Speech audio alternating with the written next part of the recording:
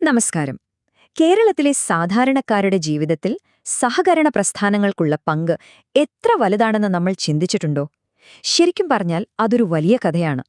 അപ്പോ സങ്കീർണമായി തോന്നുന്ന ഈയൊരു സംവിധാനത്തെ നമുക്ക് വളരെ ലളിതമായി ഒന്ന് മനസ്സിലാക്കാൻ ശ്രമിച്ചാലോ? ഓക്കേ. അപ്പൊ നമ്മൾ 5 കാര്യങ്ങളാണ് പ്രധാനമായും നോക്കാൻ പോകുന്നത്.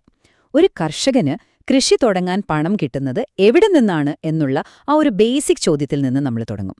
പിന്നെ വായ്പകളെക്കുറിച്ചും വിളവെടുത്ത സാധനങ്ങൾ വിൽക്കുന്നതിനെക്കുറിച്ചും സഹകരണത്തിന്റെ മറ്റു പല മുഖങ്ങളെക്കുറിച്ചുമൊക്കെ സംസാരിക്കും.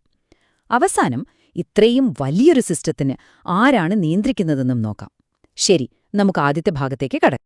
ഒന്നാമത്തെ ഭാഗം കർഷകന്റെ സാമ്പത്തിക ആശ്രയം. ശരിക്കും പറഞ്ഞാൽ ഏത് കാർഷിക സമ്പദ്വ്യവസ്ഥയുടെയും നട്ടെല്ലെന്ന് പറയുന്നത് കർഷകരല്ലേ? അപ്പോ അവർക്ക് കൃഷി ഇറക്കാൻ വേണ്ട പണം എങ്ങനെ കിട്ടുന്നു? അവിടെയാണ് ഈ സഹകരണ പ്രസ്ഥാനത്തിന്റെ കഥ തുടങ്ങുന്നത്. ഒന്ന് ആലോചിച്ചു നോക്കൂ, ഒരു സാധാരണ കർഷകൻ. അദ്ദേഹത്തിന് കൃഷി ഇറക്കണം. പണം എവിടെ നിന്ന് കിട്ടും? വലിയ ബാങ്കുകളിൽ കൊടുക്കാൻ മാത്രം ഈടൊന്നുമില്ല. അങ്ങനെയുള്ള ഒരാൾക്ക് എങ്ങനെ ലോൺ കിട്ടും? ഈ ചോദ്യങ്ങൾക്കുള്ള ഉത്തരമാണ് സത്യത്തിൽ കേരളത്തിൽ സഹകരണ പ്രസ്ഥാനങ്ങൾക്ക് ഇത്രയധികം വേരോട്ടമുണ്ടാകാൻ കാരണം. അതിനൊരു കിടിലൻ ഉത്തരം വന്നു. അതാണ് വിളവായ്പ. സംഭവം സിമ്പിളാണ്. ഇവിടെ ബാങ്കുകൾ നോക്കുന്നത് കർഷകന്റെ ആസ്തിയല്ല, മറിച്ച് അദ്ദേഹത്തിന്റെ കൃഷിയുടെയും അതിൽ നിന്ന് കിട്ടാൻ പോകുന്ന വിളവിന്റെയും സാധ്യതയാണ്. അതായത് നിങ്ങളുടെ കയ്യിൽ എന്തൊക്കെയുണ്ട് എന്ന് ചോദിക്കുന്നതിന് പകരം നിങ്ങളുടെ കൃഷികൊണ്ട് എന്തുണ്ടാക്കാൻ പറ്റും എന്ന ചോദ്യത്തിനാണ് സഹകരണ ബാങ്കുകൾ ഊന്നൽ കൊടുത്തത്. അതൊരു വലിയ മാറ്റമായിരുന്നു. ഭാഗം 2.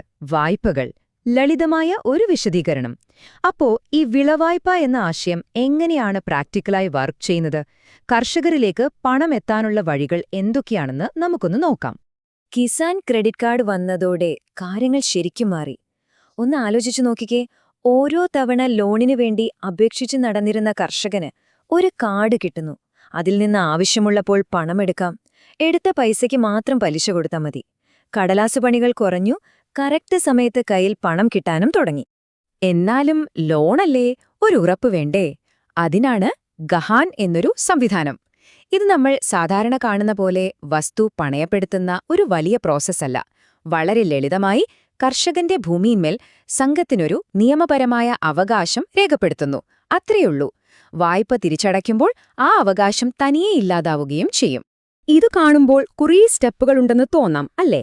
പക്ഷേ ഇതിന്റെ എല്ലാം ലക്ഷ്യം ഒന്നുമാത്രമാണ്: വായ്പ കൊടുക്കുന്നത് സുതാര്യവും സുരക്ഷിതവുമാക്കുക. കാരണം അത് പൊതുജനങ്ങളുടെ പണമാണല്ലോ. അപ്പോൾ ഒരു അപേക്ഷ കിട്ടിയാൽ അതിന്റെ നിയമവശങ്ങൾ, സ്ഥലത്തിന്റെ വില, ഇതൊക്കെ പരിശോധിച്ചു ഉറപ്പുവരുത്തിയിട്ടേ ബോർഡ് ലോൺ അനുവദിക്കുകയുള്ളൂ. ഇത് സിസ്റ്റത്തിലുള്ള വിശ്വാസം കൂട്ടുകയാണ് ചെയ്യുന്നത്. ഭാഗം 3. വിളവിനൊരു വിപണി. ഓക്കെ, അപ്പൊ കർഷകന് ലോൺ കിട്ടി, കൃഷി ഇറക്കി, നല്ല വിളവും കിട്ടി. ഇനി അടുത്ത പ്രശ്നം എന്താ? ഈ വിളവെടുത്ത സാധനങ്ങൾക്ക് നല്ലൊരു വില കിട്ടണ്ടേ? അതിനൊരു മാർക്കറ്റ് കണ്ടെത്തണം. ഇവിടെ സഹകരണ പ്രസ്ഥാനത്തിന് എന്തെങ്കിലും റോളുണ്ടോ? നമുക്ക് നോക്കാം. തുടക്കത്തില് അവർക്കൊരു ബ്രില്യന്റ് ഐഡിയ ഉണ്ടായിരുന്നു. വായ്പയെ മാർക്കറ്റുമായി ബന്ധിപ്പിക്കുക. അതായത് ലോൺ എടുക്കുന്ന കർഷകൻ തന്റെ വിളവ് സഹകരണ സംഘം വഴി തന്നെ വിൽക്കണം. അപ്പൊ ആ വിറ്റ കാശീന്ന് ലോണ് തിരിച്ചടയ്ക്കാം. കർഷകന് നല്ല വില കിട്ടുകയും ചെയ്യും. കേൾക്കാൻ നല്ല രസമുണ്ടല്ലേ? പക്ഷേ തിയറിയിൽ നല്ലതായിരുന്ന ഈ ആശയം പ്രായോഗികമായി അത്ര വിജയിച്ചില്ല. പല കർഷകരും അവരുടെ ഉൽപ്പന്നങ്ങൾ സംഘങ്ങൾ വഴി വിൽക്കാൻ തയ്യാറായില്ല. ഒരുപക്ഷെ പുറത്തെ മാർക്കറ്റിൽ നിന്ന് പെട്ടെന്ന് പണം കിട്ടുന്നതുകൊണ്ടോ അല്ലെങ്കിൽ കാലങ്ങളായുള്ള കച്ചവടക്കാരുമായുള്ള ബന്ധം കൊണ്ടോ ഒക്കെ ആവാം. കാരണം എന്തുതന്നെയായാലും ആ ഒരു ശ്രമം പരാജയപ്പെട്ടു. പക്ഷേ ആ പരാജയത്തിൽ നിന്നാണ് പുതിയൊരു ആശയമുണ്ടായത്. ഓരോ വിളയ്ക്കും വേണ്ടി ഓരോ സ്പെഷ്യലൈസ്ഡ് ഫെഡറേഷനുകൾ. ഉദാഹരണത്തിന് നാളികേരത്തിനു വേണ്ടി കേരഫെഡ്, റബ്ബറിന് റബ്ബർ മാർക്ക്, എന്തിന് മീൻപിടുത്തക്കാർക്ക് വരെ മത്സ്യഫെഡ് വന്നു. ഓരോ മേഖലയിലും ശ്രദ്ധ കേന്ദ്രീകരിച്ചപ്പോൾ ഈ സംവിധാനം കൂടുതൽ വിജയകരമായി മാറി. 4ാമത്തെ ഭാഗം സഹകരണത്തിന്റെ പല മുഖങ്ങൾ.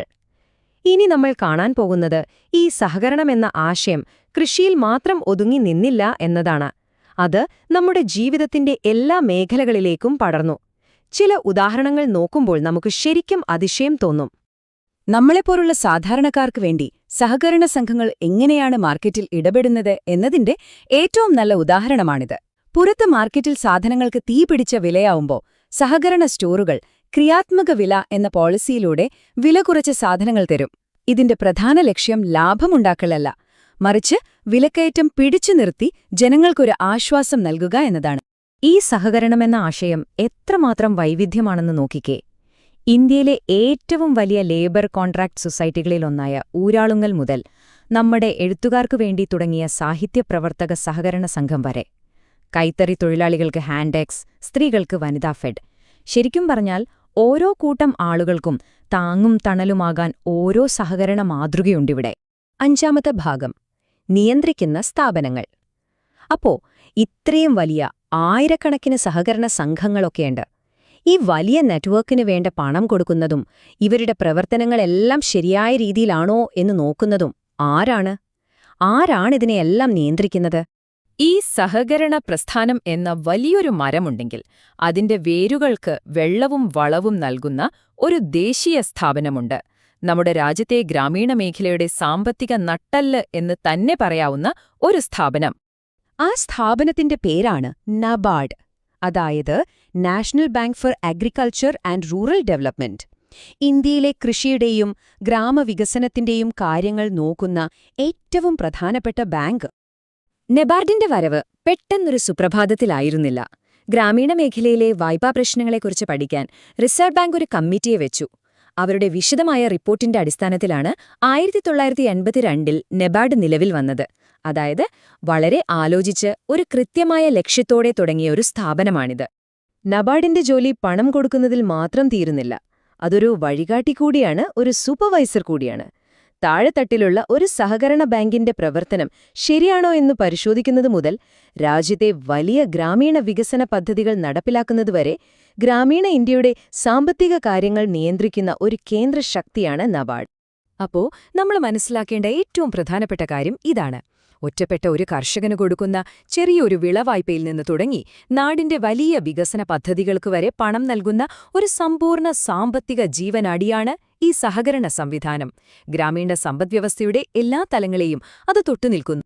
ചുരുക്കി പറഞ്ഞാൽ ജനങ്ങൾ ഒരുമിച്ച് നിന്ന് അവർക്ക് വേണ്ടിത്തന്നെ ഉണ്ടാക്കിയെടുത്ത ഒരു സാമ്പത്തിക ലോകമാണിത്.